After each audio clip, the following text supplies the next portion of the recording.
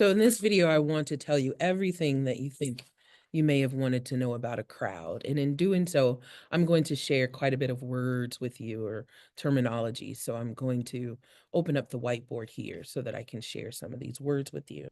Um, the first distinction I want to make is we just got through talking about collective behavior, specifically in terms of the public and the masses. Masses were people who shared common interest, and the public were people who shared common ideas.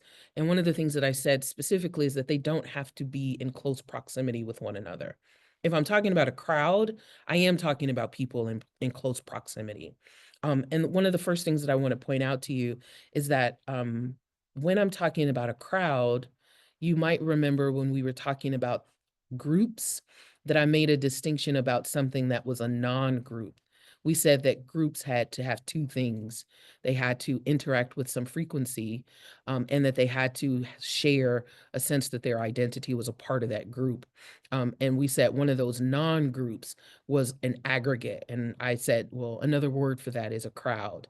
And the reason why the crowd is different in this case is because a crowd is a fairly large number of people who share close proximity. In this case, like the aggregate that we talked about, same place, same time, they share proximity. We call them a crowd. We don't call them a group because they don't have a shared sense of their identity as being a part of that thing, but we call them a crowd or an aggregate because they do have that close proximity. They have a shared space at the shared time. So that's what a crowd is. Right now, I'm going to give you a number of different types of crowd. Again, people who share close proximity, same place, same time. The first one of those is a casual crowd. And a casual crowd are people who share close proximity without really interacting. And when we first learned about aggregate, the example that we had are people who are standing in line at your local Starbucks. They are together, but they're not really interacting.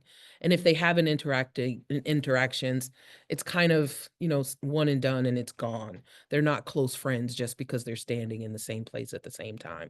So a casual crowd are people who are sharing close proximity, but not without interacting very much. A conventional crowd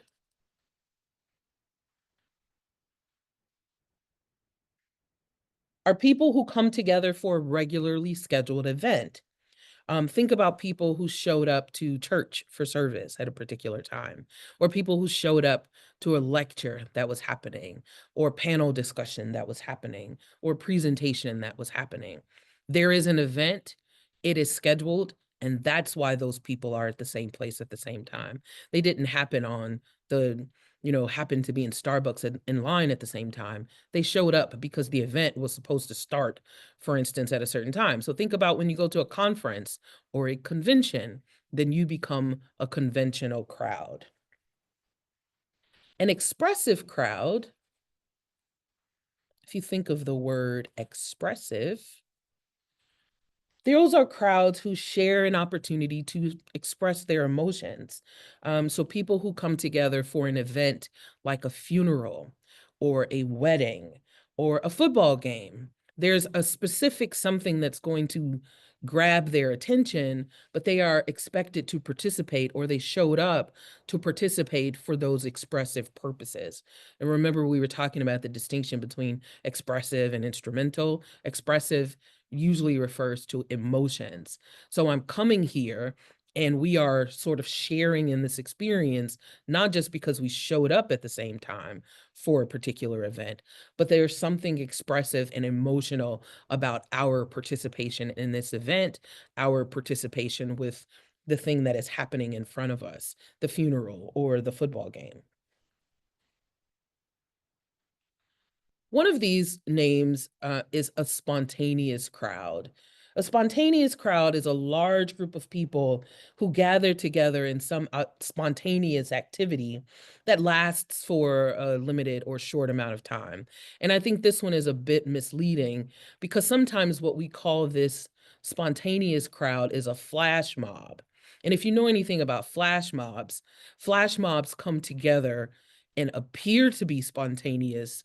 And they do come together for like a short amount of time for the thing that they're doing that appears to be spontaneous. But if you know anything about them, they aren't spontaneous at all. They actually came together and choreographed the event, and it's fully coordinated, the whole of it.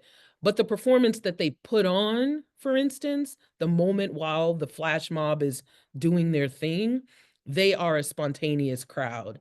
They are sort of operating as a spontaneous crowd because there's other people around, for instance, who are not in the behavior, who are not part of the spontaneous crowd, who are not part of the flash mob, who wasn't at the flash mob choreography meetings, for instance, but the experience of that particular crowd at that moment is that they appear to be a large group of people who gather together in a spontaneous activity, and that crowd only lasts for the limited amount of time for that activity to come together. They gather, they do the activity, and then they disperse, right? The creation or the coordination of a spontaneous crowd itself is not spontaneous, but the action that they perform at that moment is a spontaneous crowd, or it appears to be spontaneous.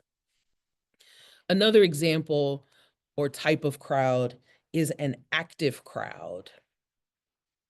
An active crowd are people who come together and they're focused on a specific type of goal. They've got a particular action in mind. And there are three types of active crowds that we can say more specifically. One of them is a protest, one of them is a mob, and one of them is a riot. So these groups of people, again, share close proximity, but they come together to do a certain something. Not I came together because there's a certain something going on, or I came together so that I can participate with other people in this emotional event, or not even that we came together so that we can put on this particular spontaneous looking thing. We came to here because there's something to be done. There's some business that needs to be handled. A protest is a group of people gathered together with a specific goal to take action in some way, like demonstrating against a particular policy or an issue. We came together to protest. We are an active crowd. Our goal or our task or this action is the reason why we are together. That is what's driving us. That is what is defining feature about our proximity. We came together at the same place, same time, so that we can protest, right? A mob is highly emotional, highly suggestive, kind of disorderly form of a crowd, but it's always ready to take action. The action isn't necessarily happening, but they're ready to get started at any given moment. It's like they're itching for the action to happen. When we think about mobs, we tend to think about highly expressive, highly explosive groups of people who are ready to involve themselves in something violent or destructive, right? So they are there for action. They've got a task that they're ready to pull off, but they're just waiting on the moment to strike, for instance. That's what we would call a mob. A riot is a large group of people engaging in spontaneous, violent, and destructive behavior, usually because they already had some anger or frustration about something. The difference between a riot and a mob is that a riot has no specific target in mind. They're just being destructive, right? They're just having a general expression of discontent. They may have shown up with protesting in mind. There's something that we're generally upset about, and we know that this is people are rallying, we're getting together, whatever the case may be. And something has sparked their riotous behavior, and now they're just being destructive. They're just sort of letting off their steam because they've got this feeling that they're getting off. A mob, differently from a riot, a mob tends to have a very specific focus. Riots don't particularly have a specific focus, although because they are destructive, you might find that they destroyed some things, right? So The other thing that's important about all of these terms, sometimes the difficulty is to find these distinctions so that we can talk about them, but any crowd can turn into a different type of crowd. For instance, an expressive crowd can turn into a mob. An expressive crowd can turn into a riot. A protest crowd can turn into either one, right? A casual crowd can, because something has happened, turn into an active crowd because they're then responding to something in their environment. So these distinctions are there so that we can try to understand collective behavior in certain ways. In this case, collective behavior happening for people who are sharing close proximity, right? They don't have an immediate sense of identity in that interaction, and they might not be very individually interactive, but they are in the same place in the same time, and we can understand some of their behavior. Um, the last thing that I want to talk about with crowds is that we used to think that crowds were just, happenstance.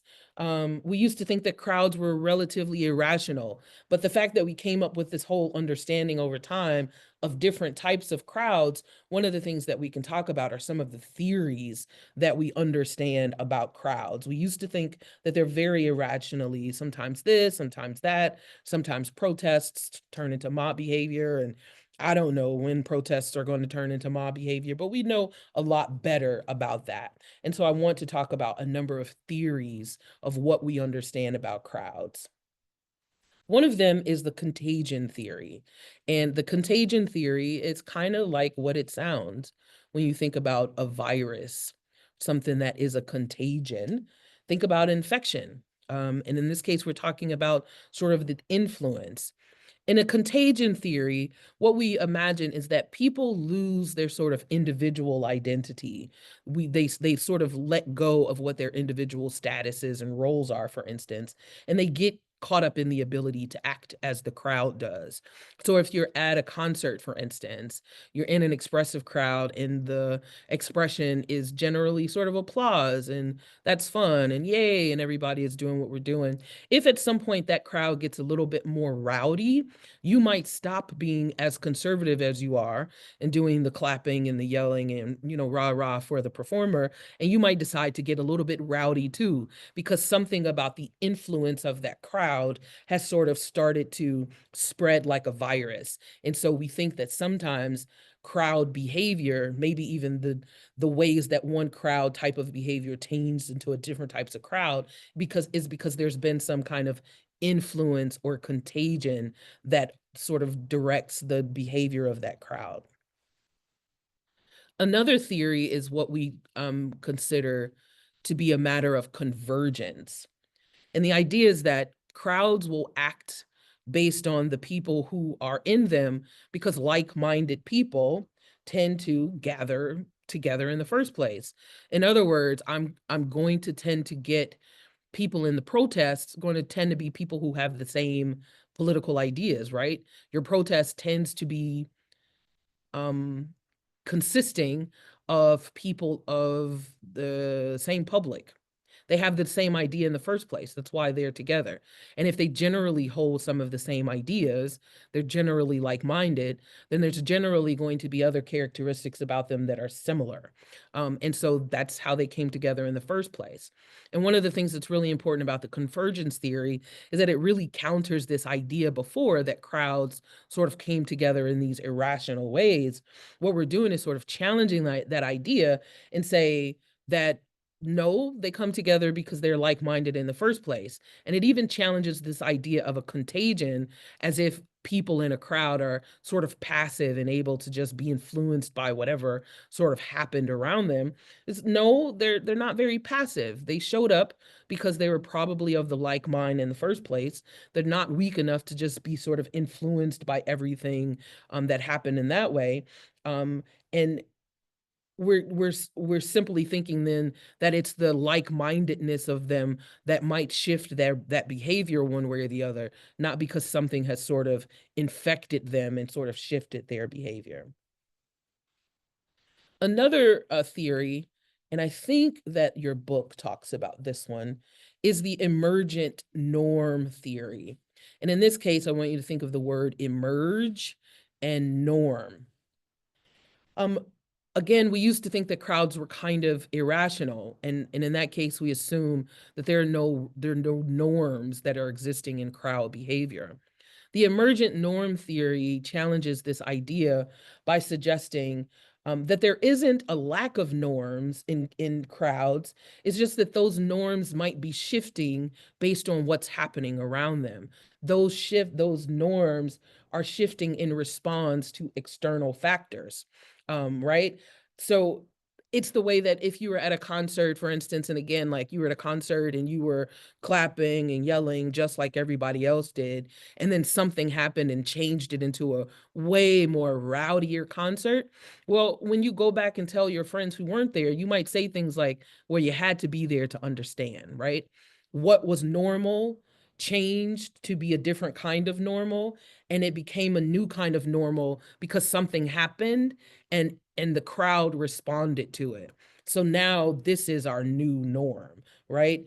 Sometimes in a crowd there may be a particular crisis that brought people together. Like, let's say you came together because you were protesting a particular issue. And then in the middle of that protest, a mob broke out. Well, while you were just protesting, the norms were everybody waits their turn to talk. You sort of keep your distance from people around you, and you let the women and the children go first. Whatever. Those are the norms when we showed up.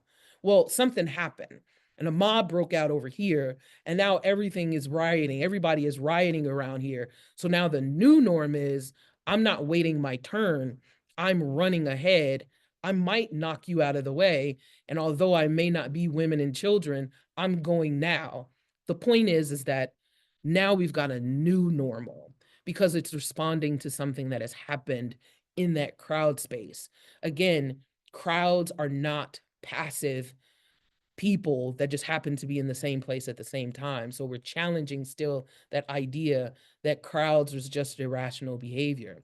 We're not exactly just influenced by a single thing, probably like-minded people in the same place, and the norms themselves can change. So each one of these theories is telling us more and more about um, possible crowd behavior.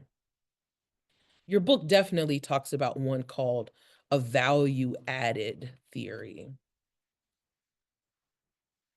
It posits that several preconditions must be in place for collective behavior to occur.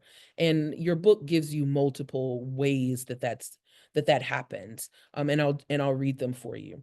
There's structural conductiveness or structural conduciveness, that people are aware or and have the opportunity to gather. This is something important, like, cities tend to have a town square. There's something structural that allows for people to get together, to be a crowd, allows people to get together to have a protest, allows people to get together to have, a festival. So there's some structural conduciveness. There's some structural strain. People's expectations aren't being met. There's a strain or a tension about things. And so if there's a place for us to get together, there's something that we generally feel strained about. There's growth and a spread of a generalized belief in the group. We've all identified what the issue is, and the ideas are sort of getting passed around. If there are precipitating factors, like somebody falls and you can hear somebody say ouch and it gets everybody's attention, or a fight breaks out, some precipitating event, then you might get the kind of behavior, again, these emergent norms maybe, but you might get leaders that emerge as part of that crowd, and you might get sort of larger agents. The police might show up, other people on the outside might come in and try to take control. So the idea of the value added theory, which is sometimes also called the structural strain theory, is that we can understand crowd behavior as a process. Specifically in this process, that these things will happen in this order. And it's a theory. You don't have to believe the whole of it. And people will say that things don't happen like that all the time. But I share it for you because we used to think that crowds were just people together. It was a lot of people at one time, and it's just relatively irrational. So, these theories are not always useful in describing all types of crowds. Again, one crowd can be one way and it can change. It won't even necessarily be the same way. And again, when you talk about the value added theory or structural strain theory, whichever one of the ways you call it, is that crowds, these things don't necessarily progress in that order. But what it does for us is let us know something about how people act collectively as parts of a crowd when they are in close proximity. Then there's something to be said about how they're acting. And remember, collective behavior is voluntary behavior, voluntary engagement with others, not necessarily mandated by any particular institution or set of norms. So, what is it that's driving a whole lot of people operating together at the same time? The research or understanding about crowds is very useful. And again, remember where we're talking about this. We just understood how groups work, how organizations form. And then we said, throw all of that out the window because as people, we're very deviant. We don't always do the things that's expected of us. And we know that society is always changing. So looking at what people are doing on a large scale in large numbers, and in this case, sometimes when they're in the very same space, can tell us a lot about society and society's values and the things that's important about society or the things that we care about and the ways that we sort of change over time. That's all. Thanks for watching.